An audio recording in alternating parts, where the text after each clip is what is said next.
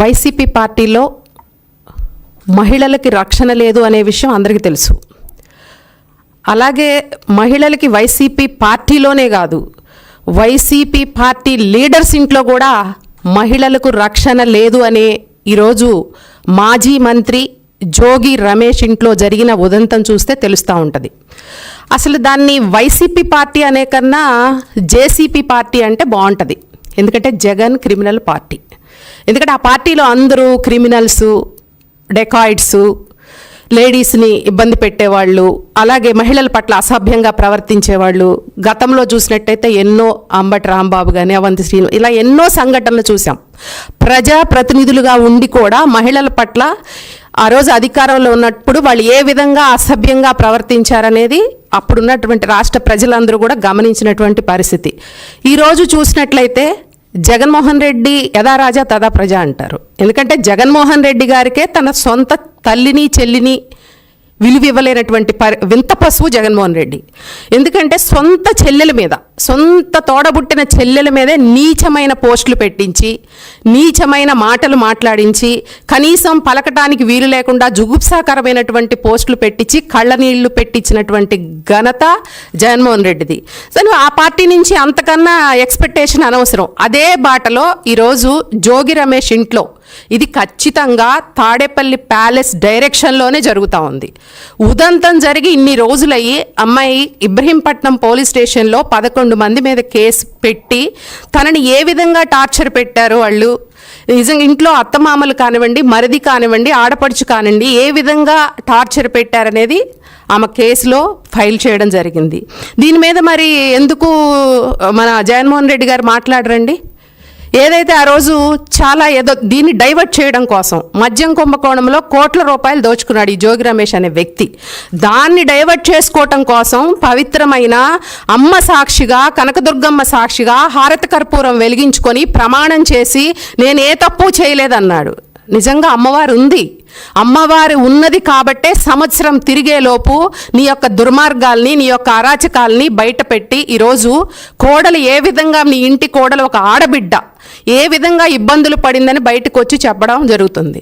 ఈ కోడల విషయాలు ఎక్కడ బయటపడతాయో అని చెప్పేసి తను దోచుకున్న డబ్బు ఏదైతే మద్యం ద్వారా కోట్ల రూపాయలు దోచుకున్నాయని ఇవన్నీ డైవర్ట్ చేయటం కోసం ఏదో తన ఇంటి మీద తనే బాంబు వేసుకొని బాంబుల కలకంలాగా నన్నేదో చేస్తున్నారని తనకు తాను సృష్టించుకొని దీన్ని డైవర్ట్ చేయాలని చూసిన వ్యక్తి ఈ జోగి రమేష్. ఈరోజు సాక్షాత్తు ఆ అమ్మాయి చాలా క్లియర్గా రిపోర్ట్లో చెప్పినటువంటి పరిస్థితి ఉంది.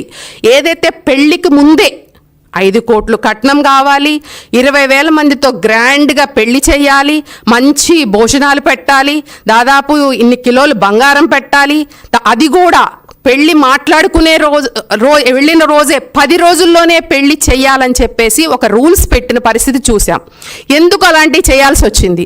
అదే రోజు వాళ్ళు ఇవన్నీ మాకు వర్కౌట్ అవ్వదు, ఎందుకు పెళ్లికి ముందే ఇన్ని రూల్స్ పెడుతున్నారని వాళ్ళు మాట్లాడితే ఇదే జోగి రమేష్ కొడుకు అమ్మాయితో మాట్లాడి నేను బాగా చూసుకుంటాను, నేను బాగా నీతో ఉంటాను, తప్పకుండా మన ఇద్దరం పెళ్లి చేసుకుందామని చెప్పి మాయమాటలు చెప్పి చాలా ఘనంగా పెళ్లి చేసి ఇదే పెళ్లికి మాజీ ముఖ్యమంత్రి జగన్మోహన్ రెడ్డి కూడా వెళ్ళినటువంటి పరిస్థితి చూసాం.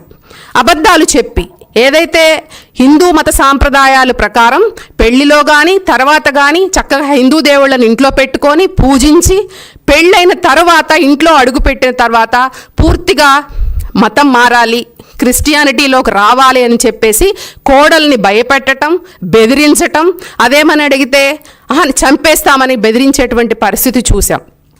ఆ అమ్మాయి గదిలోకి వెళ్ళి దండం పెట్టుకొని అమ్మవారి సాక్షిగా అమ్మకి నేను పూజ చేసుకుంటానని చెప్పి పూజ చేసుకొని అగరవత్తులు వెలిగించుకుంటే కూడా అగరవత్తుల వల్ల ఇంట్లో శవాలు ఉన్న వాసన వస్తుందని చెప్పేసి ఆ అమ్మాయి యొక్క మనోభావాలని తను పూజించే దేవుడిని కూడా అపహాస్యం చేసి మాట్లాడినటువంటి పరిస్థితి ఆ రోజు జోగి రమేష్ ఫ్యామిలీ చేయడం జరిగింది. మరి ఇంత ఉదంతాలు జరుగుతున్నట్టు పరిస్థితుల్లో ఈరోజు పెద్ద మహిళల గురించి ఏదో ఈ జేసీబీ పార్టీ చెప్తా ఉంటుంది, అసలు మేమే పెద్దగా మహిళలకు సంక్షేమం చేశాము, జగనన్న మహిళల్ని చాలా బాగా చూస్తాడు, మహిళలంటే మాకు విపరీతమైనటువంటి గౌరవం, మహిళా పార్టీ మాదని చెప్తారు. ఇదేనా మహిళల సంక్షేమం అంటే మీరు చేసేది? మీ పార్టీ నాయకులు చేసే పరిస్థితి ఇదా? ఒక ఆడబిడ్డని, ఒక ఆడపిల్ల దాదాపు 2 సంవత్సరాలుగా ఎంతో ఇబ్బంది పడి అమ్మాయిని నిర్బంధించి గదిలో కూర్చోబెట్టి కొట్టి చిత్రహింసలు పెట్టి అదేమని బయటికి చెప్తానంటే, నేను మాట్లాడతాను అంటే చంపేస్తామని, బాంబులేసి చంపుతామని, యాక్సిడెంట్ చేసి చంపుతామని వాళ్ళ పేరెంట్స్ని కూడా బెదిరించి ఎటుపోతుంది? అంటే మహిళలకు ఇచ్చే గౌరవం ఇదేనా? మీరేనా మహిళల గురించి మాట్లాడేది? వైసీపీ పార్టీ ఇంత జరుగుతున్నా కనీసం దీని మీద ఒక్కరోజు కూడా స్పందించల మాజీ ముఖ్యమంత్రి జగన్మోహన్ రెడ్డి గారు. మామూలు కొన్ని విషయాలు ఈరోజు ఏదైనా విషయాలు జరిగితే కులాల మధ్య రెచ్చగొట్టడానికి, మతాల మధ్య రెచ్చగొట్టడానికి, ఉన్నవి లేనట్లు చెప్పడానికి అన్నిటికీ తగుదునమ్మా వచ్చి మాట్లాడే లీడర్స్ ఈరోజు ఆ అమ్మాయి కేసు పెట్టి నన్ను ఈ విధంగా హింసించారని చెప్పి మీ పార్టీ మంత్రి మీద ఇన్ని చేస్తే మీరు కనీసం దాని గురించి ఎందుకు మాట్లాడరు? ఎందుకు ఖండనివ్వలేదు? ఇదేనా మీకు మహిళల పట్ల ఉన్న చిత్తశుద్ధి? చెప్పండి, మేము సూటిగా అడుగుతున్నాం జేసీబీ పార్టీని. ఇదేనా మీరు మహిళలకు ఇచ్చే సంక్షేమము, లేకపోతే మహిళలకు ఇచ్చే గౌరవము? చెప్పుకోవడానికి మహిళలకు మేము చాలా గొప్పగా ఆదరిస్తాం, మహిళలను గౌరవిస్తాం, మహిళలకు ఎన్నో అవకాశాలు కల్పిస్తామని చెప్తూ ఉంటారు. ఈరోజు ఆచరణలోకి వచ్చేసరికి ఇటువంటి ఉదంతాలు, కోట్ల రూపాయలు మద్యం కుంభకోణం ద్వారా చెయ్యని అరాచకాలు లేవు. ఇదే జోగి రమేష్ ఎంత దోచుకున్నాడనేది ఈ రాష్ట్ర ప్రజలందరికీ కూడా తెలుసు. మంత్రి పదవిని అడ్డం పెట్టుకొని ఈరోజు ఈ విధంగా కోడలని కట్నం దెమ్మని, వరకట్నం దెమ్మని ఒక ప్రజాప్రతినిధి అయి ఉండి, బాధ్యత గల ఒక ఎమ్మెల్యే మంత్రి పదవిలో ఉండి, ఒక పాలిటిక్స్లో ఉండి, రాజకీయంగా ఒక ఉన్నతమైన స్థానంలో ఉండి మీరే ఇటువంటి పరిస్థితి మీ ఇంట్లో ఇటువంటి సంఘటనలు జరిగితే మీ ప్రజలకు ఏం మెసేజ్ ఇస్తారు? ఇదేనా మీరు ప్రజలకు ఇచ్చే మెసేజ్? ఇంట్లో గృహహింస చేస్తాం, కోడల్ని కట్నం కోసం వేధిస్తాం, అడ్డొస్తే చంపుతామని బెదిరిస్తాం, ఇవేనా మీరు చేసేది? కాబట్టి ఇవన్నీ కూడా ఏదైతే ఈరోజు ప్రజలు కానీ అందరూ కూడా గమనిస్తూ ఉన్నారు. మహిళా సంక్షేమం గురించి కానీ, మహిళా యొక్క ఇది గురించి కానీ మాట్లాడే అర్హత ఈరోజు జేసీపీ పార్టీకి లేదు. ఎందుకంటే ఏ రోజు కూడా వాళ్ళ మహిళల్ని ఇచ్చేసినటువంటి పరిస్థితి లేదు. తల్లిని చెల్లినే వాళ్ళు ఇబ్బంది పెట్టారు. సొంత బాబాయ్ కూతురు సునీతనే నాకు ఈ వైసీపీ పార్టీలో రక్షణ లేదని చెప్పి సిబిఐని ఆశ్రయించినటువంటి పరిస్థితి. ఇవన్నీ చూస్తే మీ పార్టీలో ఏ విధమైనటువంటి మహిళలకు గౌరవం ఉంది? పార్టీలో లేదు. పార్టీలో ఉన్న లీడర్స్ ఇంట్లో మహిళలకు కూడా రక్షణ లేనటువంటి పరిస్థితి ఉంది. దీనికి వెంటనే సమాధానం చెప్పాలి. దీనికి వైఎస్ఆర్సీపీ పార్టీ దీనికి సమాధానం చెప్పాలి. ఇది ఖచ్చితంగా తాడేపల్లి ప్యాలెస్ డైరెక్షన్లో జరిగింది కాబట్టి తప్పకుండా పోలీసులు దీనిపై సమగ్రమైన విచారణ చేసి ఏదైతే జోగి రమేష్ కానీ అతను 11 మంది మీద కేసు పెట్టారో వాళ్ళందరికీ కూడా సమగ్రమైన విచారణ చేసి వారికి శిక్షలు పడేలా చూడాలని తెలియజేసుకుంటూ సెలవు తీసుకుంటా ఉన్నాం.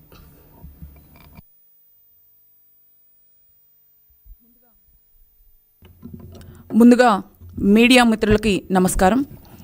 మరి పుట్టలో నుంచి పాములు బయటకు వస్తున్నట్టు ఒక్కొక్కరుగా వైసీపీ గొడ్డల పార్టీ నేతల బాగోతాలన్నీ బయటకు వస్తున్నాయి. మొన్న చూస్తే అప్పలరాజు గారు, నిన్న చూస్తే తమ్మినేని సీతారాం గారు, మరి ఈరోజు చూస్తే మన మహానటుడు జోగి రమేష్. నిజంగా ఈయన మళ్ళీ మాట్లాడతారు, బీసీల రక్షణ చట్టం గురించి మాట్లాడతారు, బీసీల కోసం నేనేదో ఉద్ధరిస్తున్నానని మాట్లాడతారు. ఇంట్లో మహిళల్ని ఉద్ధరించడం చేత కాదు. ఇంట్లో సొంత కోడలు ఆయన మీద బయటకు వచ్చి ఆయన మీద ఆయన బిడ్డ మీద కేసు పెడితే ఈయన వచ్చి నీతులు చెప్తారు. అదేదో అంటారు కదా, ఆవు చేలో మేస్తే దూడ గట్టును మేస్తుందా అన్నట్టు వీళ్ళ నాయకుడు ఆడవాళ్ళ పట్ల చేస్తున్న అరాచకాలు, వాళ్ళ ఇంట్లో కుటుంబ సభ్యుల పట్ల చేస్తున్న దిగజారిన తనము చూస్తూ ఉంటేనే తెలుస్తుంది. ప్రతి ఒక్కళ్ళు మరి వాళ్ళకి ఆడవాళ్ళ ఓట్లతోనే వీళ్ళు గెలిచారు. ఆ రోజున తల మీద చేతులు పెట్టి ముద్దుల యాత్ర చేస్తూ మీరందరూ అక్క చెల్లెమ్మలను మాట్లాడిన జగన్మోహన్ రెడ్డి గారు మరి జోగి రమేష్ గారి కుటుంబ విషయం వచ్చేటప్పటికి అంటే ఆయన పార్టీలో మాజీ మంత్రులని స్పందించట్లేదా? లేకపోతే ఎందుకు స్పందించట్లేదు? ఈయనేమో నిజంగా మంత్రి పదవిని అడ్డం పెట్టుకొని ఆ రోజున మంత్రి పదవి ఎలా సంపాదించాడండి జోగి రమేష్ గారు? చంద్రబాబు నాయుడు గారి ఇంటి మీద దాడి చేసి పవన్ కళ్యాణ్ గారిని బూతులు తిట్టి ఆయన భార్య గురించి మాట్లాడుతూ ఆయన పెళ్లి గురించి మాట్లాడుతూ విమర్శిస్తూ మాట్లాడిన జోగి రమేష్ గారిని మేము ఒకటే ప్రశ్నిస్తూ ఉన్నాం. జోగి రమేష్ గారు ఈ రోజున మరి మీ కోడలు గారు బయటికి వచ్చి కేసు పెట్టి నా భర్త ఇలా చేశారు, మా మామగారు ఇలా చేశారు, గోవా తీసుకెళ్ళి ఆడపిల్లని ఇష్టానుసారంగా గోవా తీసుకెళ్ళి చంపపోతారా? మేడపై నుంచి తోసివేస్తూ తోసేయడానికి ప్రయత్నిస్తారా?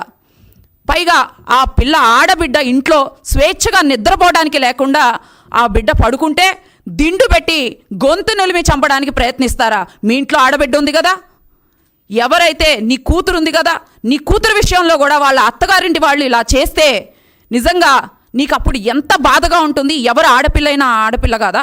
అంటే నువ్వు జనాల దగ్గర మద్యం కుంభకోణంలో దోచుకున్న డబ్బులు సరిపోవన్నట్టుగా, మద్యం దగ్గర దాచుకున్న సొమ్ము సరిపోవన్నట్టుగా నువ్వు ఇంకా ఇంకా ఎంత నీచానికి రోజు రోజుకి ఎంత దిగజారిపోతున్నావంటే ఎంతోమంది తాలిబొట్లు తెంచావు.